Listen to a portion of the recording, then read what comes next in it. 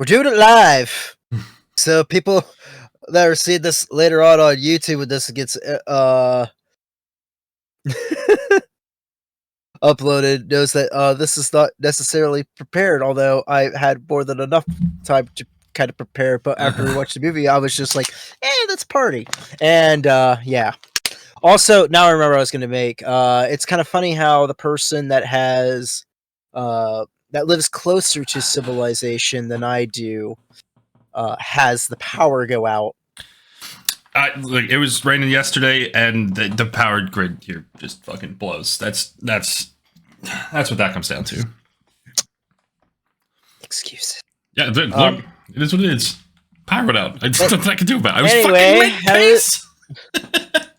Anyway, hello people of Twitch land, woo, and YouTube land. Those that are part of the Cringe Crew community Discord, those that follow Ted and I on Twitch, especially those right now that are watching this. Anybody is? I've not really paid attention to the viewers. But hopefully there are some viewers and we get some interaction since this is live. But those that follow Ted and I on Twitch, obviously, and those that are listening to this on Spotify or any other audio format that we decide to upload this on. This is the Cringe Crew Gaming Movie Review Podcast, and I didn't butcher this because it says it right on the stream, and I could read it. Yay! We should do this more often. But this is obviously the movie review podcast, and we are still doing horror films for the month of October. And Ted pulled a fast one on me because I tried doing horror classics that Ted didn't watch before. And if I remember right, you saw the remake of Hellraiser, right? Yeah. Yeah, so I thought Ted just saw the remake. He didn't inform me that he saw the original. So it is what it is. And I also picked this because while Ted played Dead by Daylight while he was a survivor, Pinhead was his favorite killer to deal with. Because he's totally not overpowered and broken. I uninstalled the fucking game a year ago. What are you talking about? You played it last night. No, you played it right now, by the way. Oh shit! I'm in the Twilight Zone too. Then. But no, we are reviewing the original Hellraiser, directed by Clive Barker, and based off of the novella The Hellbound Heart, which was written by Clive Barker.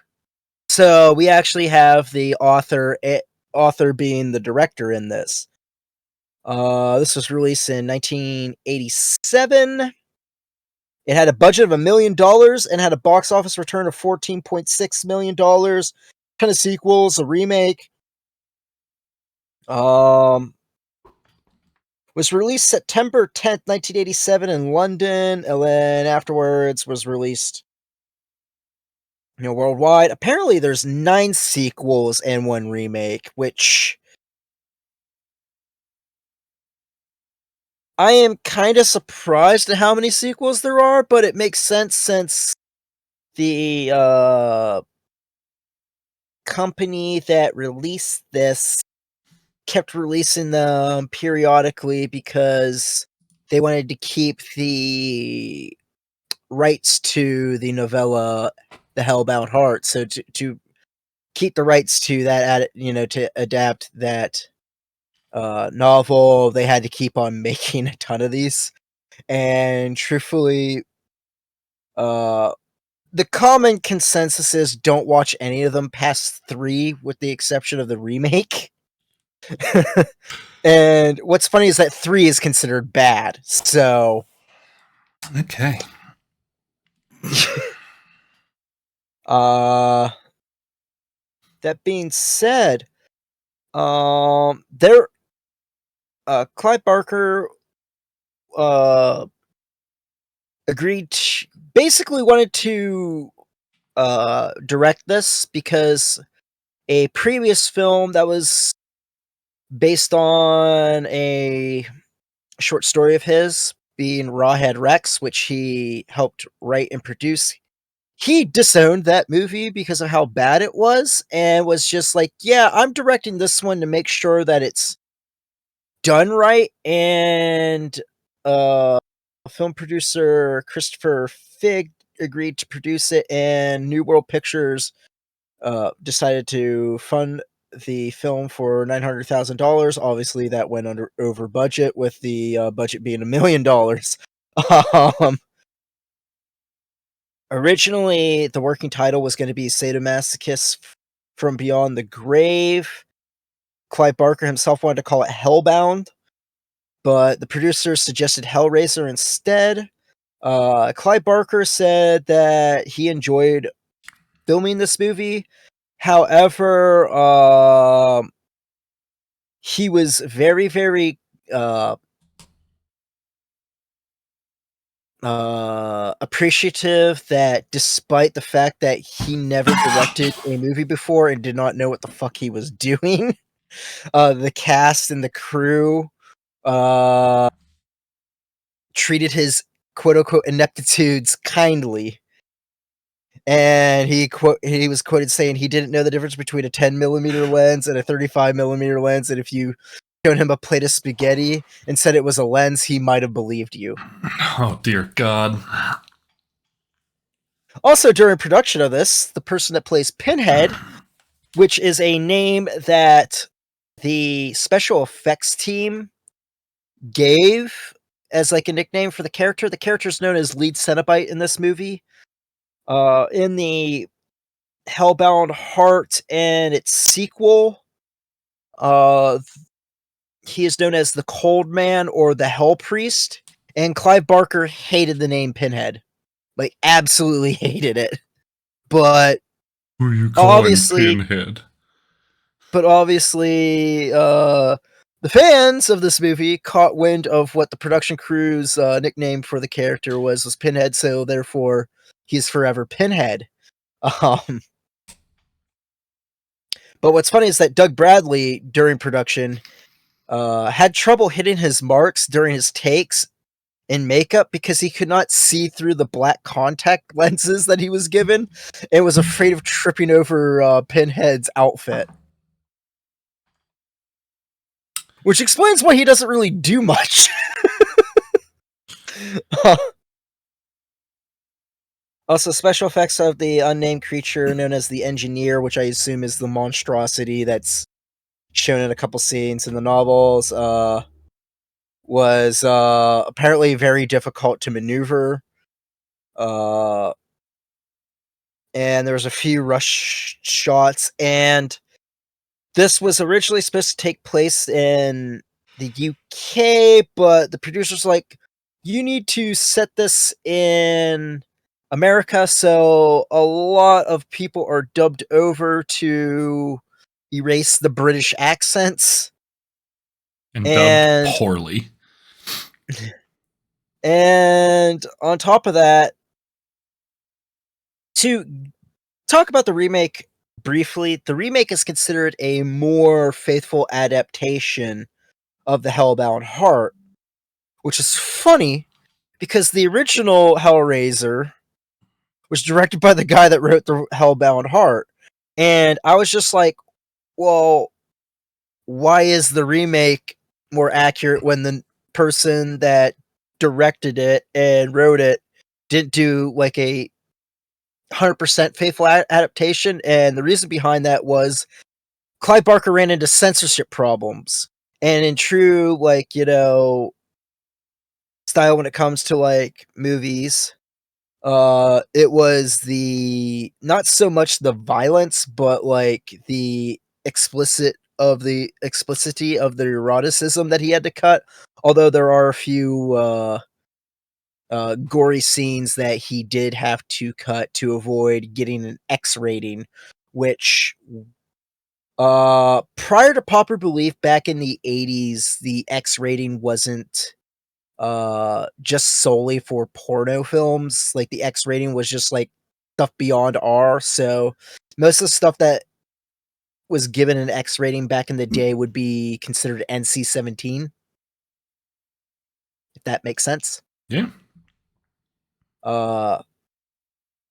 But that being said, we're gonna go to cast. Obviously Doug Bradley as Pinhead. Doug Bradley would play Pinhead into all the way up to the Hellraiser movie Hellworld. After which he was just like, yeah, I'm sick of these crap scripts, and if no one's gonna kind of take these movies serious, why should I be in them anymore? Although, if I remember right, he did like the remake. And my cousin actually met Doug Bradley. Actually said he was a really cool person. For the other members of the cast, for the protagonist, Kirsty Cotton, played by Ashley Lawrence. She would reprise the role of Kirsty Cotton in Hellraiser 2 and also Hellraiser Hellseeker. We also have for the stepmother, who's one of the three antagonists. She's the co-main antagonist along with Frank Cotton, but Claire Higgins plays Julia Cotton, who's the stepmother of Kirsty Cotton, and the lover of Frank Cotton, who is the uncle of Kirsty Cotton, who's played by Sean Chapman. However, Skinless Frank, or aka Frank the Monster, is played by Oliver Smith. And for the dad, Larry Cotton, he's played by Andrew Robinson. And for the other Cenobites, the female Cenobites played by Grace Kirby. The Butterball Cenobites played by Simon Bradford, and the Chatter Cenobites played by Nicholas Vince. And everybody else in this doesn't really matter. I mean, there's the boyfriend, but he's only in it for like a couple minutes. Of course, I think Pinhead's only in it for like not very long. But that being said, I guess we'll go into the plot. Yeah, you opened the box, we came. There's this puzzle box that summons the Xenobites, and Frank had opened it a while ago. He was stuck in this combination of pleasure and torture for eternity. He escapes them.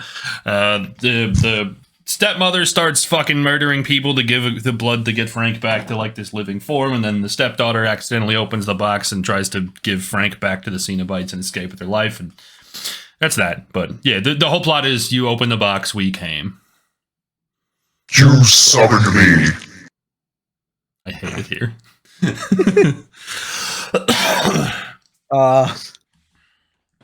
It's the closest thing I could get from voice mod. I'm sorry. It's not that bad. I just fuck, man.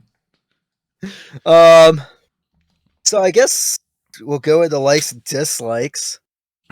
Sure. I think that we both really have an obvious place to start with likes. And obviously it's like the costumes and set design, like, man, they crushed it. Phenomenal.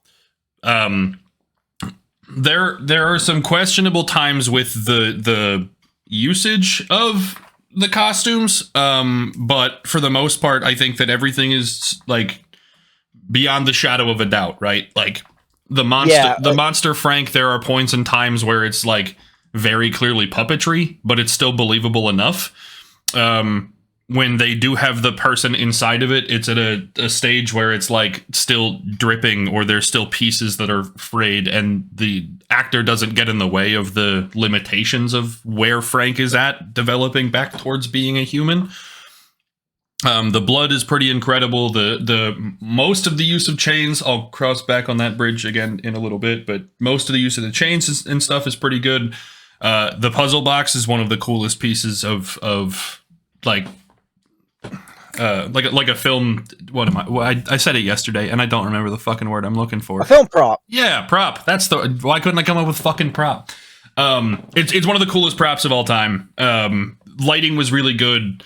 Like I think that the things that this movie did well in terms of like costuming effects, really good. Even the animated effects for the puzzle box itself, like, looked really good. Like, you could tell that it was animated, but it still looked really cool. despite how dated of a special effect it was. Most of it. Some of it was like a bad Power Rangers episode from the early 90s. But yeah, no, like, I mean, the costuming, the props, like the design, the hardware that went into this movie was really, really, really incredible. I would say that lighting and sound for the most part was pretty good. I think it kept the movie a little bit dark, but not in a way that was like that it made it difficult to watch. Sound stayed pretty balanced. There was nothing that was like really difficult to hear. I thought they used music pretty well behind it in a way that wasn't like distracting. That like the movie making quality here was pretty good, which I think is all the more impressive based on the fact that the dude couldn't spell his job title to be the director. Like all the props to him. I think Kirsty was a really good character. There are other characters in this movie that are kind of like shitty and poor, but for the most part, like Kirsty's character is pretty well acted, follows like logical thought trains. Like you can very clearly see the motivations and all of the emotions through the character. Dialogue was solid enough with that character. But yeah, this movie had its positives. Yeah, like especially like the makeup for the Cenobites is like top notch. Which I know Pinhead gets like the the main like Gets the glamour. Like gets the glamour, but like Chatterbox and like the female Cenobite and also Butterball, like they look really. As a matter of fact, I think the Chatterbox one is the most impressive one out of them all. Chatterbox is really good in a way that, like, between that one and Butterball, it's that like you genuinely could look at them and question whether or not it was puppetry or like a human actor, because the costume design was so good. That being said, I really also like Doug Bradley's performance for the most part as Pinhead. There's a couple spots where it's a little spotty, but like there's a couple of times where it's like he does a hell of a good job, especially like when Kirsty's trying to like bargain with Pinhead. Like she goes, it's like, wait, you've done this before? And he has the tones like, yes, many times, as in like he's dealt with people trying to bargain with him before, and he's rather annoyed, and he's just like, I don't want to repeat the same freaking thing over and over and over.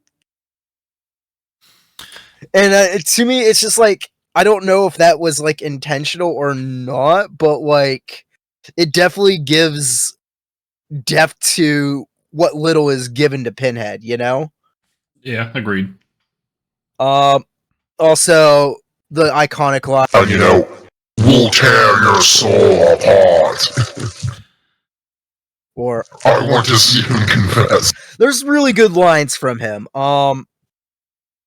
Which, oddly enough, which a lot of people that will probably watch this movie the first time, they're gonna be like confused because like for most of the Hellraiser franchise, with the exception of now I haven't seen the remake, so I can't really say much on the remake. There's a couple of them that I haven't seen. I haven't seen Deader and I haven't seen Judgment. But like all of the rest of them, which I have seen, Pinhead's only the main villain in 2 of them. He's a secondary villain in this, which is rather interesting. Well, depends on perspective there. I do think it's a really cool part that like the antagonist is more like a concept that's embodied by several things rather than like directly against a person or a Cenobite, I guess. I mean, I guess like the main antagonist is technically the puzzle box itself, but right. Well, like so, Kirsty's struggle is against like she more goes up in direct like competition with Frank, right? But Frank is motivated by trying to avoid the Cenobites. So, right. Like Frank is a step in for the larger concept. So even though Pinhead is not directly necessarily the competition to the main character, like it's still the driving force behind her conflict. So 6 in one hand, half a dozen in the other. I also kind of like the fact that there are kind of like multiple villains with like different motivations, because like obviously Julia is in love with Frank, so she wants to help Frank. Frank wants to avoid the Cenobites and become, normal again. That, and also he's motivated by his own like sadistic sexual like addiction. And with Pinhead, it's like, yeah, I just like torturing people because like that's what we do. And Pinhead's like this weird neutral party where it's like he's willing to bargain with someone, but he has his own motivations, which is why he tries, screwing over Kirsty at the end of it. But it's interesting seeing like, like three different like prominent villains that have like different motivations, but not necessarily like get in the way with each other. Like no one really overshadows the other. Right, and they drive each other. Like without one, the others don't exist necessarily. That, and also I actually do like Frank's character, although the acting of Frank is very hit or miss, but like the character concept of itself is probably one of the most evil freaking characters I've ever seen in a movie. Yeah. I'll give you that. I think for the most part, Frank's character is like well written, well motivated. Like the driving force is very clearly there. There's explanations for most things that happen. Like, yeah, Frank's an alright character. I just wish it was a better actor. So much of that role was just the voice, though, right? Like for the first hour and 15 minutes of that movie, the character lived in one fucking room, couldn't be seen by people, was literally just a bloody corpse. You know what I mean? So like, right. I get not needing an actor, needing a voice. I understand. I don't like it, but I get it. That being said, besides like there's a few jump scares that are really, really good. There's a couple scenes I really like, especially like with Kirsty in when she opens the box, like just like you said, the lighting in that whole entire sequence is really good. But I really don't have much. I will say this, like what this movie does really good, it does very, very good. It's top notch. It hasn't aged. However, when we go into dislikes, when this movie is dated, it's obviously dated. Like some of the special effects are very terrible. Yeah. Especially when you see Frank's like face in pieces on the floor. It looks like they made it out of Play-Doh. Yeah, there are like, so some of the animation, some of the puppetry, some of like the way that the costumes like move and maneuver like is really good. But in the places where they very clearly didn't have the technical skill, it was fucking abysmal. Every time you watched a hook dive into flesh, they literally pulled Spam straight out of the can, zoomed in so that you couldn't see it still had the shape of the tin, and then ripped the fucking hook through it. And they used the same shot 4 times of the same can of Spam. It was awful. Awful. Which, for someone's first movie, a little forgivable, but at the same time, like, for what is a highly regarded horror film, it's a little ridiculous. You know? And the fucking look, the light particles that come off the top of the box, like they're bad looking, right? They genuinely look like the lighting on a fucking we don't know how to animate this Power Rangers episode, right?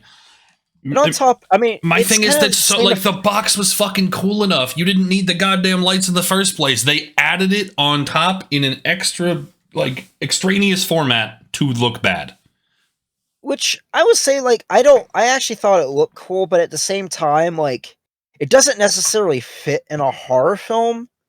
Because they use the same effect for, like, Highlander.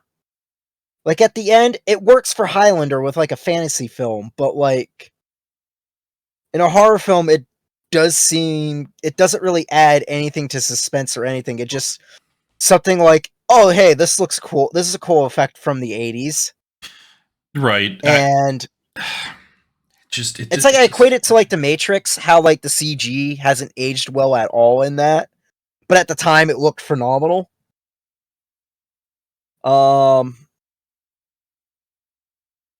But there's that also, like you said, with like the puppetry, like the puppetry of the engineer is really bad. Yeah. Like, so bad that a scene that's supposed to be extremely terrifying, there's supposed to be like a Lovecraftian like monster that's just all like, It's like a dilapidated horse-sized scorpion, but it's two-headed because the stinger on the top also has its own face, and it's goddamn something, dude.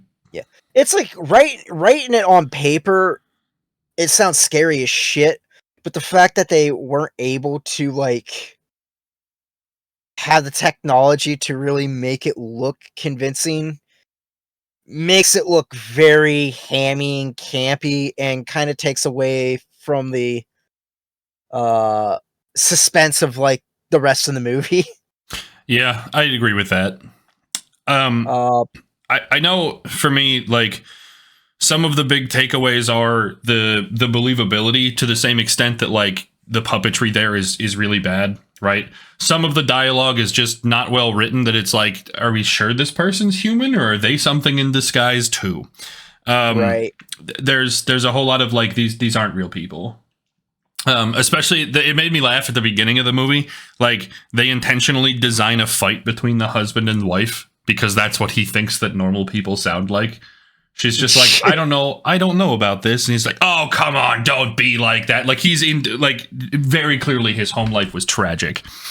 The other thing, as far as believability goes, is that, like, there are so many things that you just kind of get left questioning why. Things that don't necessarily have answers. I don't know that they take away from the movie, but, like, to be paying attention to them, it either seems extraneous, or it seems like something that, like, maybe we should have gotten an answer to this. Yeah, because it seems like him and his, like, the dad and his wife have had, like, problems in the relationship, but it's never specified, like, 100% why. Maybe it's because she's in love with Frank when she, had an affair with him, like, before her and her husband got married. But, like, it seems like there's more to it than that, but... Well, and it's also kind of hinted at that, like, the husband doesn't know that she was with Frank. Right. Like, it's just kind of like, well, why is there tension? The one part that it stands out to me, too, is the homeless guy that you see several times. Like, he pulls the box out of the fire, turns into a bone-shaped dragon, you hear screeching, then the characters just look a different way. He's apparently in the series, he's the protector of the box. Which is fun, but, like, it's just, why? Right? Yeah, I mean, it's kind of out of nowhere, and it's not really needed. Right, they could have done the same thing by, like, letting the fire die out, the box is very clearly still intact, and then the guy who was the salesman at the beginning and the end of the movie just picks the box up. Like, it's just such an unnecessary write-in. I also think that, like, there are certain times at which, like, motivation is missing. Like, there's no real drive for a character to do a certain thing. Because Julia's, like, how she I mean, like, yeah, she's still in love with Frank, but at the same time, like, she's horrified at what she has to do, but, like, her character's just kind of confusing, because it's like, she goes, yeah, I still care about my husband, don't kill him, but then it's just like, no, we're just gonna kill him. Well, so it's her and Frank both, right? So there's the idea that, like, the first murder, they very clearly wrote it in a way that she's uncomfortable, she didn't know if she wanted to go through with it, and by the second one, she's a seasoned professional with the fucking uniform to draw the next guy in to kill him with a hammer in front of this guy, and then she's like, yep, I'm walking out, smoking my cigarette, I'm proud of me. Like, it's fucking weird. There wasn't really, like, much convincing. And that's kind of makes it like a suspense of disbelief, like... So then, on the flip side, too, like, so Frank, like, he wants this person dead, right? Like, once he's in the room, like, the reason Frank can't do it himself is because he can't leave, right? He's very clearly noticeable. Yeah. Once the guy's in the room, you don't need Julia to do the work. Just kill the fucker. I can see it from like the first death, since he's like a half shambling like corpse that Right. barely has any arms. But by the second kill, like The second kill, he just says, "All I'm missing is skin." More, right? But then he just kind of like stands there, waits for them to die, and he's like, and "All right, even then, there's like two other freaking like deaths, and he still doesn't have skin. right." And it's like, does Frank even know like how much it's gonna take? Well, okay, but then, like you mentioned that she didn't want to kill her husband, right? And I get that. But also, she was planning to leave and run away anyway. She should have been perfectly okay. He was just another victim after she had already killed 4 or 5 people already. But then there's the scene where the house is collapsing, right? Or right before the house is collapsing. Frank doesn't know the Cenobites are in the house yet. And so he goes to kill Kirsty, right? Stabs Julia, and then he's just like, yeah, sorry, not personal. Like, if he just needed anybody and he really didn't care about her, that stabbing her wasn't a fucking problem, he could have done this 4 fucking kills ago. She could have been the first one. Right. He could have just bit her Achilles. Right. He could have killed her from the very first time, gotten himself enough muscle to kill the other people that were in the house. You know? Right. Like, there's the motivation, the drive. There's some points where it's just like kind of unbelievable in a way that's like, this is really stupid. And if somebody had thought about this in the slightest. Yeah. Hello, Gaming 50. And by the way, I haven't seen that. I haven't read the Hellbound Heart, so I don't know if like that stuff's more fleshed out, because it is hard to adapt some movies. Adapt some novels into movies, because like you can only put so much into a movie, especially one that's only an hour and a half. Sure, and if there's like there's plenty of more space in a novel to write the emotion that follow that kind of thing, right? Like murdering the lover who has brought you back to life for all intents and purposes, right? But like the movie just does it so poorly that like just to put 10 seconds worth of thought into it is like, man, this is fucking stupid. Like, how did this get okay and nobody saw this as an oversight? Like, but I don't, like I said, I don't think it takes away from the watchability of the movie. Like, I think things still progress in a way that like just to watch casually is totally fine. But there are plenty of things that definitely get in the way of like, do I buy in? Yeah, because to me sometimes I don't know if it's like the acting wouldn't, or they just don't know how to like convey of what they're doing, because the script is not, to some extent I think it's both. And then even in the moments where it is more believable, I think the dubs like get in the way. Like, there is when he kills her, he says, "Sorry, it's not personal," right? When he kills Julia, like, there is a 0% chance that was a spoken line there. Like, that was very clearly dubbed because they never show his face. It fits awkwardly into the timing of things. Like, it is poorly fucking done, right? But even things like that, where you're like, maybe this could be more convincing with a better script or better acting, like, the dubs get in the fucking way that take it another rung down the ladder. Just abysmal. Yeah. I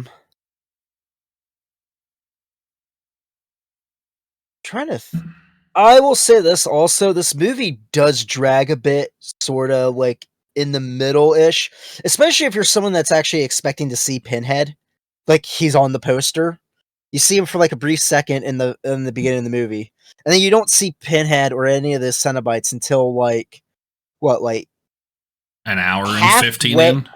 Yeah, like 2/3 of the movie in. Which, great, it's a good payoff, but at the same time, like, I can just picture somebody watching this and just go, like, what the fuck?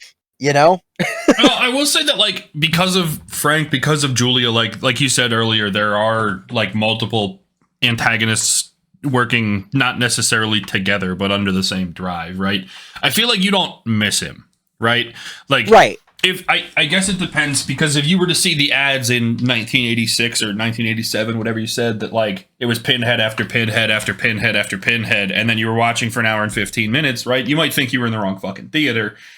But like, if you just went in expecting a horror movie, like if they showed other things in previews kind of thing, like I don't feel like you miss Pinhead. I feel like he's a big reveal, but I don't feel like he's needed, even during the slower dragging parts. But I do say, like, the middle of this movie kind of like, well, she's going around killing people for Frank. Some of that kind of drags a little bit. Some of the tension between the father and the stepmom kind of drags a little bit.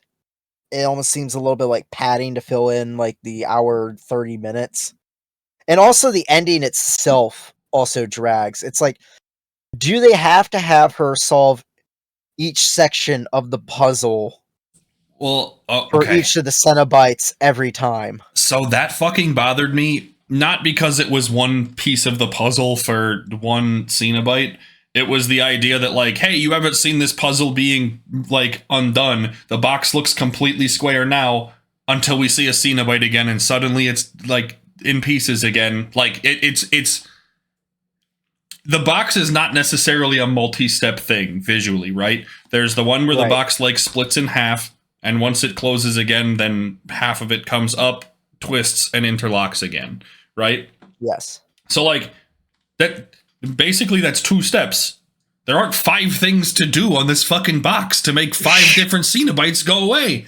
And then at the end, like, the triangle corner twists, right, for the horror thing, the fucking horse-sized scorpion. And, like... Which, by the way, does she even solve the puzzle for, like, the Butterball one? Or does, like, the house just cave in on him? No, she doesn't solve it. But that's, again, because they didn't have enough to do with this box. Like, the triangle was not a thing that we had seen before. It's also a really easy fix because it's just a twist. There's no force, there's no nothing. And, like, even trying to pick it up, it looks relatively fucking square that, like, the box just kind of snaps to form like we've seen all fucking movie long. Which they play slappy hands over the... Yeah, they just... it's just really, really kind of goofy. Like, they definitely stretch that, you know, a thread too far. And on top of that, if Pinhead's supposed to be, like, the overarching scary person of this entire thing, why have him be the first one to be taken out? Also true. Also true. With, like, the line, like, no, don't do that. Yeah, it's not a very menacing way to go out, I'll be honest. But then again, I give the creators of Dead by Daylight this. At least they made the puzzle box so goddamn annoying, like it is in this movie, where you have to, like, continuously solve the goddamn puzzle. It's like, I already solved the fucking thing. Why the fuck do they keep coming back? You know. So kudos to them for, you know, making an annoying character due to, you know, the extra long, unnecessary freaking finale of this. On top of that, I also am a little bit confused. Like, is it because, like, the Cenobites just decide to, like, just use chains on Frank and just do something else with Kirsty just because that's what they decided to do on a limb? Yes, the counter is here. And we're at 72. At least what I see so far. Probably more than that. But God, now I'm actually paying attention to it and I'm pausing.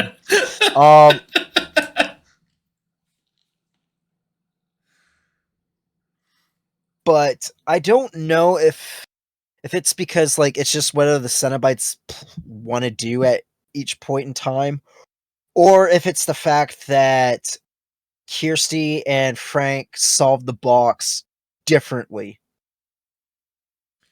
Because they both did they had slight different variations of that. And I don't know if that's done on purpose or if they just weren't paying attention. Like, here, have this box, just fiddle with it, and then fuck it, it's solved.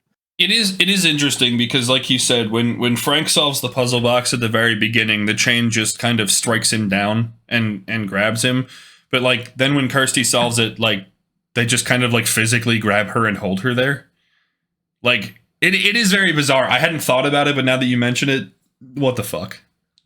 Like, to me, it's like either or would make sense, but the fact that it's not specifically explained, right, makes it a little bit awkward. But other than that, like, there's nothing that really takes away the movie that makes me like not like it. Like I still like this movie. Is it the greatest out of all the horror franchises of all time? No. But this might be a controversial take, but I think it's more entertaining than Halloween. I think I'm with that. I think that there's like more engagement in this. Like there aren't as many parts that are just kind of worthless. Like there is something dragging you in the whole time here. It's approachable. I shouldn't say approachable. It's very violent and gory, right? But it's bite-sized in the way that it's not like oddly super enough, complex. not a lot of nudity in it, despite this basically being like a sadomasochistic BDSM bondage movie. euphemism. There is, I don't think there's any nudity really in it. Towards the beginning, when she is like remembering her time with Frank before he was a fucking monster. There's some, but it's not a lot. Right.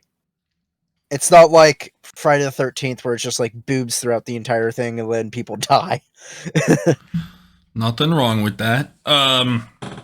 But yeah, like I said, it's watchable. I mean, you have to know that you're getting into gore. It's not just like a jump scare movie. Not that those don't exist, but like there are significantly more violent By the way, I'll say the cases. jump scares in this do work.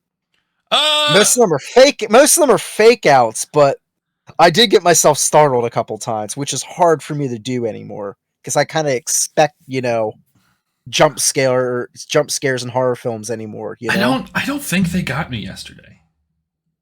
Maybe once, but I don't think they like really got me.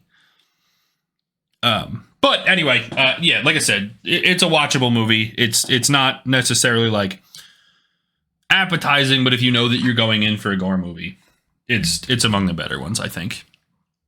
Question: since you did see the remake, which one do you like better? Honestly, I think the remake felt like a smoother movie. Like there are very clearly positives to this one. That I'm happy I saw it.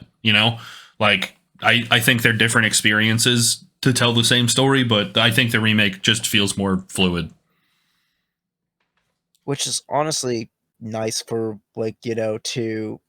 It's nice seeing a remake actually improve upon the original as opposed to being like a subpar copy, which unfortunately we get a lot. So I agree. I recommend watching both. The sequel to Hellraiser's alright. Third one is just laughably bad, and the rest of them, yeah. Fair. The fourth one is the worst one by far, besides Judgment. No, sorry, besides not Judgment, Revelation. That was the first one after Doug Bradley. That one's completely god awful. That's the worst one out of them all that I've seen. But four's so goddamn terrible. But that being said, that's all I really got. I thought we would have had more, maybe a little bit more interaction if people have seen Hellraiser, but it is 9 a.m. 8 a.m. in real people time. Yeah. Because you live in Central Time now. Ted Standard. Ted Standard. All right, but yeah, I think that wraps this one up for the YouTube audience. Thanks for watching. We'll see you here tomorrow for the last one of this series, right? Which is Friday the 13th. Oh shit! How about it? And then yeah, well, all the stuff that I usually say at the end. Go watch the other videos. I'm not going to spiel it because I'm live now, and there's two different audiences now. I'm confused, and I just woke up.